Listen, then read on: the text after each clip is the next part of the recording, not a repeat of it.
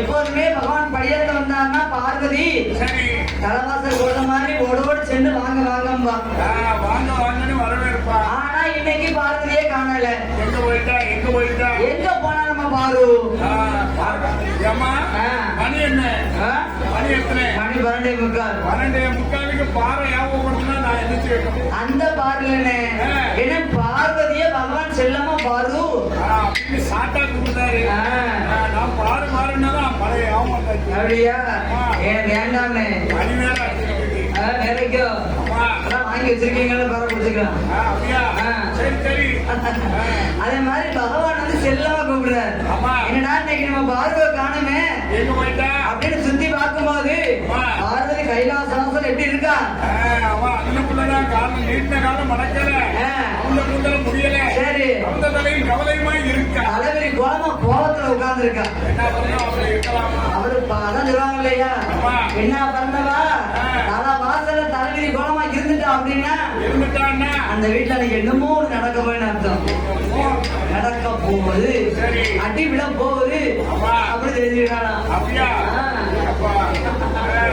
அத மாதிரி பார்வதி உட்கார்ந்து இருக்காரு. அப்படி நேரம் வந்தார். அம்மா பார்வதி, ஏமா அப்படி உட்கார்ந்து இருக்க? ஏன் கவலையோடு இருக்க? உனக்கு என்ன குறை வச்சிருக்கேன்? உனக்கு என்ன குறை?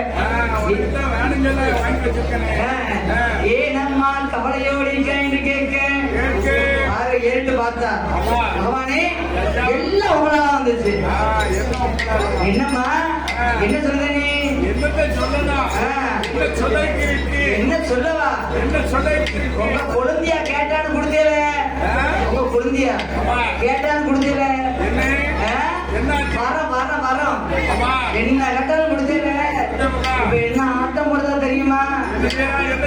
ஏ அப்பா முப்படாது அநியாயம் தாங்க முடியல. உங்களை கொடுத்ததுக்கு வரம் கொடுத்ததுக்கு நல்லா உங்களை பேசியிருக்காரு. பண்டாரம் அது மட்டுமா பரதேசின்னு சொல்லலாம். சுடுகாட்டை கட்டி காத்த என்னது சடையம்னு சொல்லலாம்.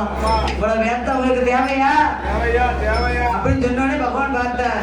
பகவானே இப்படி பேச நீங்க வேணா தாங்கிக்கலாம், உண்மைதானே? புருஷனை முன்னாடி 1000 பேசுவா, 1000 பேசுவா, காலம்பா போலம்பா அவ சொல்லலாம். அடுத்த வீட்டுக்காரை சொல்லுவாளா?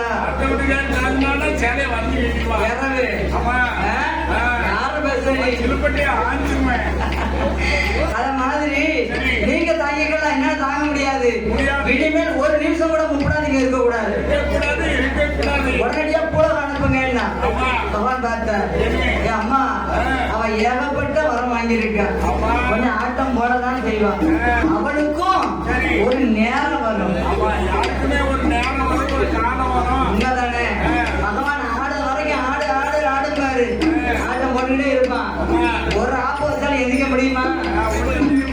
சொல்லுவாங்க இல்லையா, என்ன ஆட்டம் போட்டா அவனுக்கு கண்ணு மொழி தாங்க முடியுதான். அத மாதிரி அவன் ஆடட்டும், அவளுக்குன்னு ஒரு நேரம் வரும். கொஞ்சம் பொறுமையாக என்று பார்வதி அமைதிப்படுத்த தாயானம் விடாது அட்டகாசம் பண்ணி கொண்டிருக்க, பகவானும் பார்வதியும் கைலாசத்தில் கொண்டிருக்க, அங்க என்ன நடக்கிறது தெரியுமா? நாடு நல்ல நல்ல நாடு, அங்கே காவலர்கள் கூடும் நாடு.